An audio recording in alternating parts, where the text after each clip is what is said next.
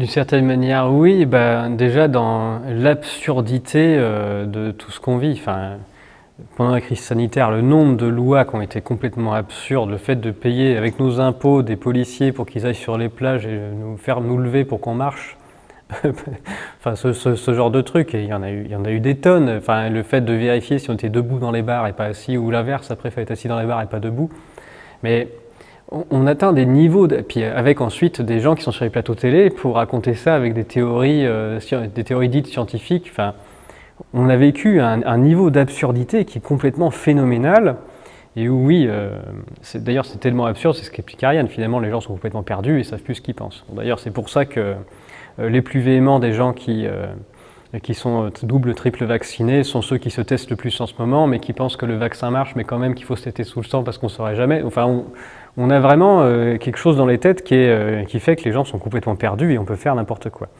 Là, sur le volet de la fin de l'abondance, on a quand même vécu cet été, un président qui l'année dernière était avec ses Ray-Ban sur son jet ski et qui là trouve intelligent de faire une photo sur un kayak. Mais enfin, j'ai quand même l'impression d'être en Corée du Nord, quoi. Enfin, c'est pas possible. Le niveau de propagande, et avec les journalistes de BFM TV qui le félicitent pour le fait qu'il soit raisonnable et qu'il fasse des économies en faisant des kayaks, sachant qu'évidemment il est pris en photo, il y a des hélicos autour, enfin, bref, ça n'a aucun sens, quoi. Mais voilà, on peut aller dans l'absurdisme jusqu'au bout et raconter n'importe quoi médiatiquement, c'est extrêmement intéressant. Donc sur ce volet énergétique, oui, on est aussi sur la même absurdité où finalement, c'est pareil, on y a eu pendant toute la crise Covid, vous devez obéir de votre propre chef, sinon je vous y forcerai.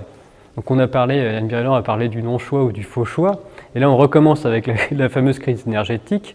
Vous devez cesser de vous chauffer, ou sinon je vous l'empêcherai de vous chauffer, ce qui est un choix qui est monumental quand même. Voilà, donc on a vraiment l'impression d'être en démocratie, hein. Le type nous dit si vous obéissez pas, vous devez obéir volontairement, sinon je vous y force. Mais, voilà, on est vraiment dans une destruction complètement, oui, du langage, de la manière de présenter les choses.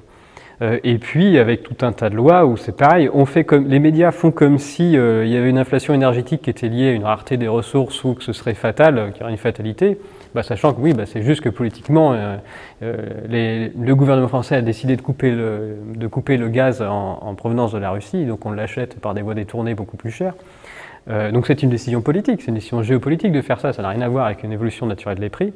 Et que ce sont des lois qui imposent aussi que l'électricité soit indexée sur le prix du gaz. Donc si l'électricité est aussi chère, c'est parce qu'on fait augmenter artificiellement le gaz. Donc il y a, l'ensemble des choses qui arrivent sont des décisions politiques, qui la plupart sont absurdes, avec derrière une propagande avec le président qui est mis en scène, etc., qui n'a absolument aucun sens. Donc on a quand même l'impression de retrouver l'espèce d'absurdité totale que l'on a vu depuis 2 ans et sans expliquer, sans remettre dans le contexte les différents chiffres, pourquoi est-ce qu'il y a une inflation, pourquoi est-ce qu'il y a des prix qui augmentent. Donc oui, d'une certaine manière, on retrouve un peu le même schéma.